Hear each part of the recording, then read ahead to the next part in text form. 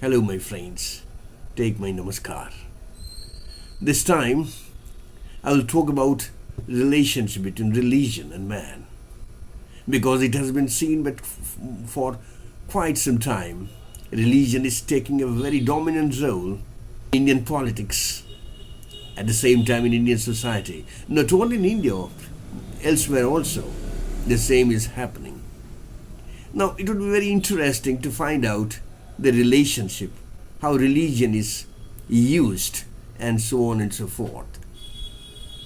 Very recently, it is observed that before launching of, ISRO's ambitious Chandrayaan 3, some scientists associated with the project were seen in the temples. And people were asking, well, top scientists to the temples. The question comes, well, is there any contradiction between becoming a scientist and going to temples? Is there any contradiction between science and religion? Is there any contradiction between intellectualism, rational approach, reasoning, and religion? These are the basic questions. I want to go further. What is the relationship between religion and man? How religion has been used, say 100 years ago, and after then, and at this moment, and what would be the future? Well, it has been seen, particularly the communist era, religion seen in a very negative manner. That kind of approach still visible in the communist China, taking Uyghur Muslims. They were persecuted. And you all know, seen the pictures in televisions. It also happened when they persecuted lamas in Tibet. This is nothing new. The communist approach towards religion, even in Soviet Union too, the same thing happened. Now, they were taking defense from a single statement made by Karl Marx, when he said religion is the opium of the people, and they are all guarding themselves behind this statement. But actually, the statement means something else. I love to quote that statement, from which you can very easily find out the fact, how beautifully presented the fact before the world. He said, religion is the sigh of the oppressed creature, the heart of the heartless, and the soul of soulless conditions. Try to attend these sentences. Heart of the heartless world and the soul of soulless conditions. It is the opium of the people. He has depicted the real story of religion, how religion helped to survive millions who were suffered by different political systems. So religion has a very importance all the time in the society. And we need to find out what is there in the religion, that if you make a democratic setup, you cannot avoid the performance, the activity, the importance of accepting religion, using religion. And that's why it has been seen all the time. Say, during Ramayana, the Mahabharata in India, and the British era, the British world, Christian world, and the Islamic world, they all use religion for their own purposes, and particularly political purposes. Though in India, during Ramayana Mahabharata, religion was used, the sages, the munis, the rishis were used as a moral guardian.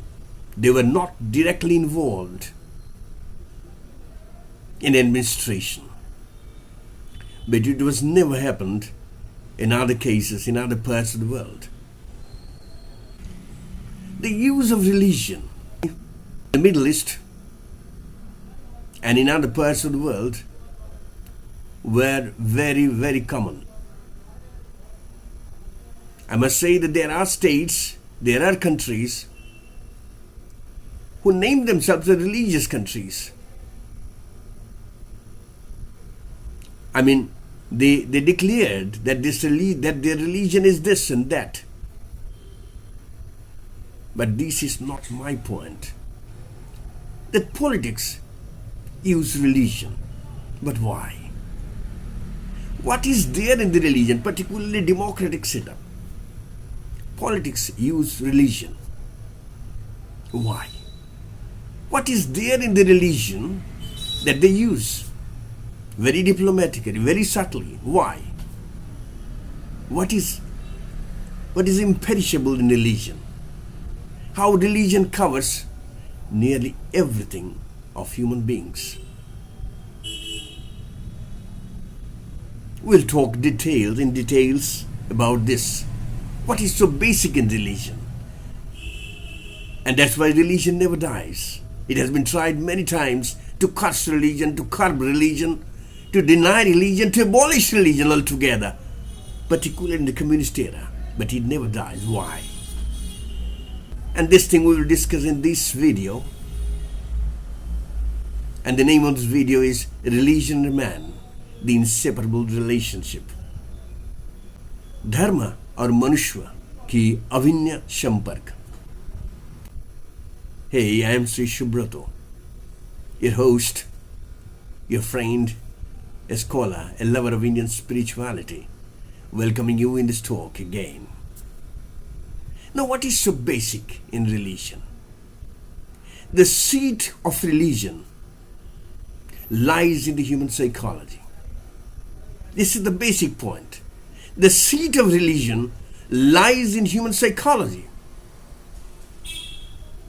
In order to abolish religion, you need to abolish human psychology, which is not possible. So long a human being exists, religion exists too. You cannot deny, you cannot abolish, you cannot curb it totally. Why I say it so? Why I say that religion, the seat of religion lies in human psychology? Why? Because religion covers huge things. Religion starts with faith. It covers your... If a human brain, human mind is divided into willing, feeling and reasoning, then religion covers nearly all, except it also covers reasoning, but to a lesser degree. Otherwise, feeling, willing are very much involved.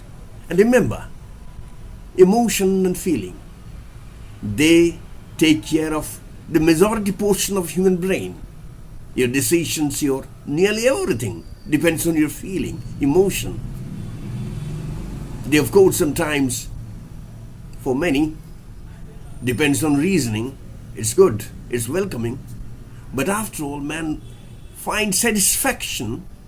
In Hindi, if I say sukoon in Urdu, man finds sukoon, shanti,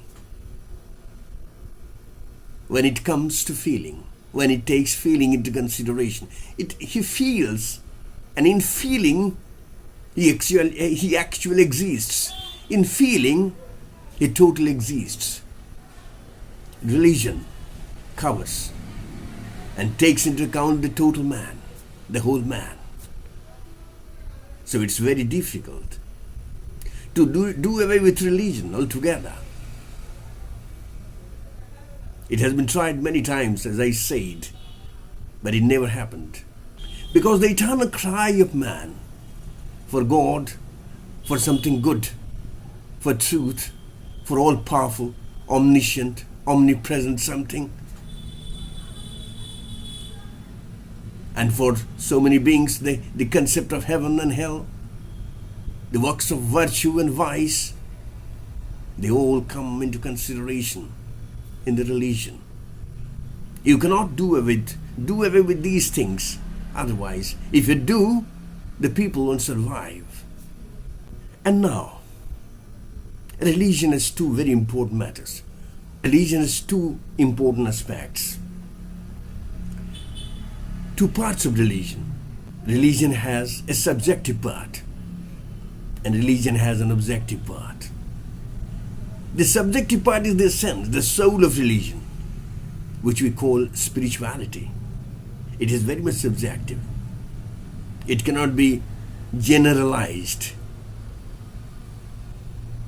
The spiritual part, the spirituality of the religion is the basis, is the soul of each and every religion.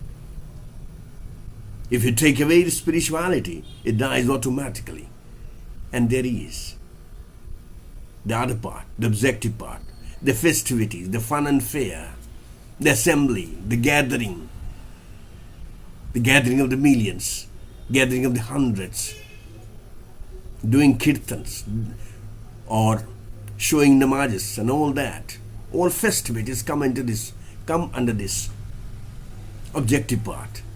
And this objective part is the target of all politicians. They want to use religion for the sole objective part of it. Because in each and name of religion, hundreds, thousands, millions of people come together. That's the most positive part, the target of all politicians. And the politicians use it, not only now, for all times. To find out a political result, religion is a very strong weapon. Strong in the sense it can be used subtly, but it has a very good effect. So politicians use religions. In a way, if you consider the story of imperialism, religion was used in a very subtle manner. I just want to quote a very interesting quotation used by Father Desmond Tutu, a Nobel laureate of South Africa. He once said, very interesting, when the missionaries came to Africa, they had the Bible and we had the land.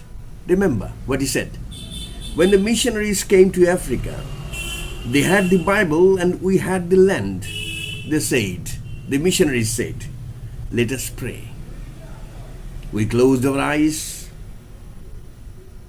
When you opened them, we had the Bible and they had the land. They have taken our land. But that's very interesting, and that's the reality. How they very diplomatically, subtly take away everything, land, business, administration, ruling everything, posing a face of a good Samaritan and using the Bible, sometime other books also. And there is another form of religious activity, using religion. In the Islamic world, the increased population, and gradually and very silently, they change the demography of a certain place, creating a population explosion. And gradually, not only demographic change, and gradually they will take the rule of the place, later the politics of the place. This has happened in history very many times. Religion is a very strong force, very strong element. Because religion has an enormous power, work it very silently, and it touches your heart. The best thing in religion is that it touches you completely. It may not be sometimes rational, but for the majority, rationality is not a very big factor. Man wants to be rational many times. That's a peculiarity, but that happens. Man wants to be rational. For the faith, accept everything. Now, more important is that how to use religion so that it can lead you in a better manner, in a better world. It can lead you for peaceful coexistence of each and everybody. It can lead you to a nicer world, a better world, where human beings can develop themselves both inwardly and outwardly. Both spiritually, as I said, the soul of each and every religion is spirituality. So take religion, use religion, but don't avoid spirituality. You should also boost spiritual part of religion. So religion has a very important positive effect. You know that, you understand that, history said that very many times, and even now it is active, very much active. If this be the so how to use religion? That is the soul of my discussion. How to use religion today and in future. They take religion, but not take it blindly. A blind acceptance of religion could lead you to destruction. Blind use of religion and acceptance of religion, every rules, regulations of religion may lead you to destruction. Not only to you, but the whole world. I mean, greater part of the world. Because you will be irresponsible then. You'll be emotional then. But a rational use, reasonable use, wise use of religion may lead you to eternal happiness. How could you get this kind of approach? And now, you will find it in the Hindu Sanatana Hindu Dharma. You will definitely find it in the Sanatana Hindu religion. Why? Why I said so? Sanatana Hindu religion always talks about the whole world. Always talks about the whole world, whole humanity. Vasudhaiva Kutumbakam. Let the whole world be your relative. Sabbe vavantu sukhina, sabbe santu niramaya, sabbe vadrani pashyanti, and so on. Let all be happy, let all be healthy. और द्वौ शांति अंतरिक्षं शांति पृथ्वी शांति अपः शांति औषधय शांति वनस्पतय शांति. It actually means let there be peace in the space, let there be peace in the sky, let there be pollution-free sky, let there be pollution-free space, let there be pollution-free water and everything. So religion should be used in a positive manner. And my friends, let me end this whole topic, the whole discussion with a single sentence. Let us accept religion rationally. But be aware, we shouldn't use and accept religion blindly. If this be the so, if this be the principle for me and you and all, the world has a nice future. Thank you very much. Thank you for listening. Hare Krishna.